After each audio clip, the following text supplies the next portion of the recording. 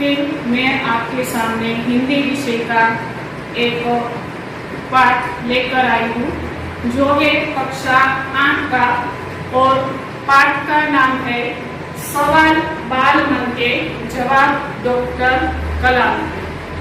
तो सबसे पहले हम उसमें जो शब्दार्थ है वो देख लेते हैं।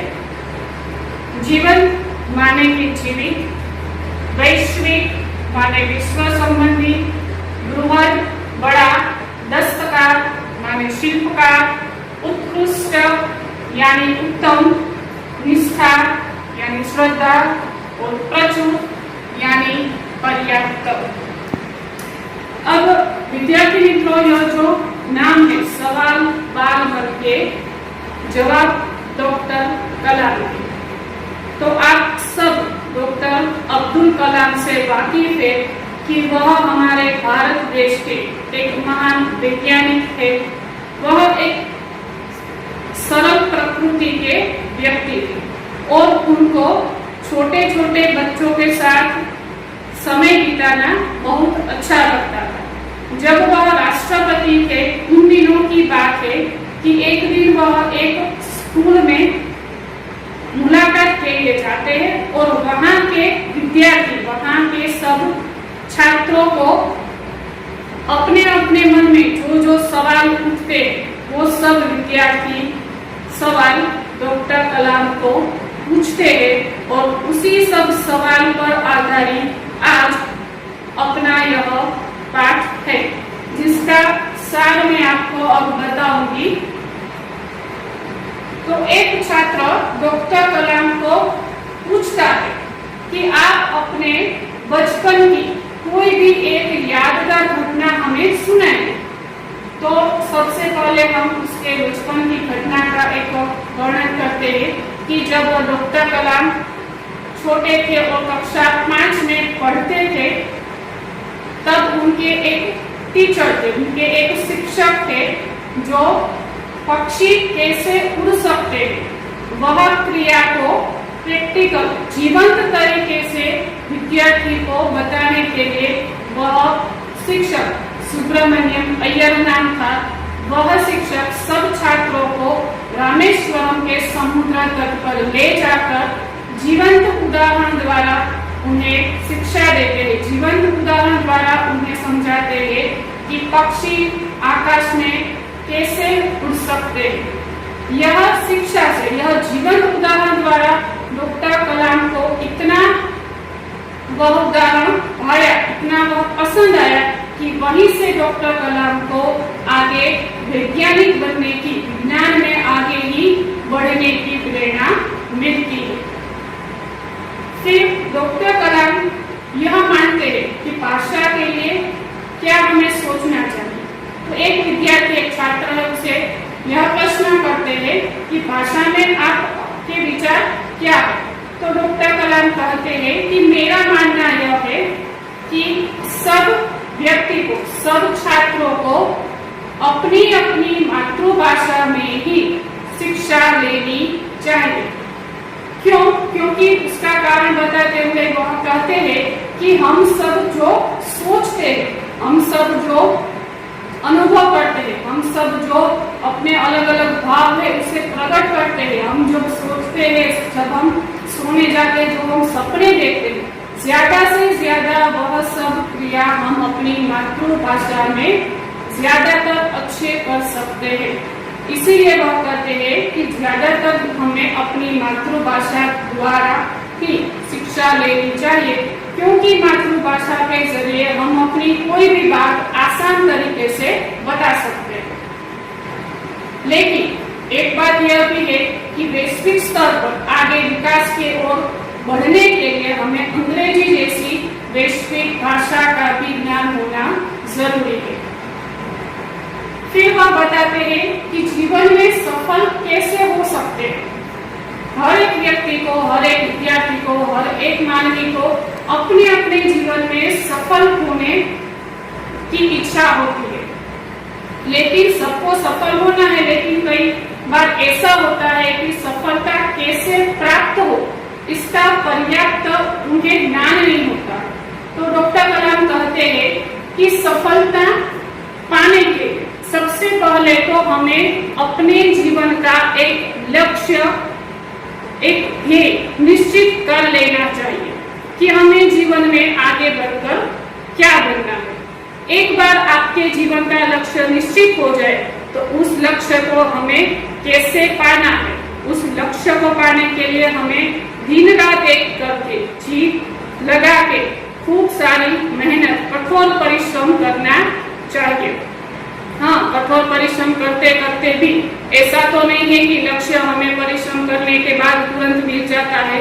कोई भी काम है उनमें बाधाएं तो आती ही रहती है, लेकिन उन सब कठिनाई को, उन सब बाधाओं को भी हमें पार करके हमेशा अपने लक्ष्य की ओर आगे ही आगे बढ़ते रहना चाहिए। इसी तरह से हम अपने जीवन में सफल हो सकते हैं।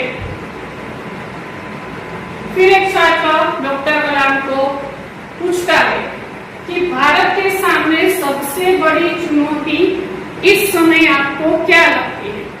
तो डॉक्टर कलाम कहते हैं कि भारत के सामने सबसे बड़ी चुनौती यह है कि साल 2020 तक भारत को एक विकसित राष्ट्र बनाना है, यह सबसे बड़ी चुनौती है। और दूसरी चुनौती यह है कि भारत के सब प्रजा, भारत के सब नागरिकों को कैसे हम खुश रख सकते हैं।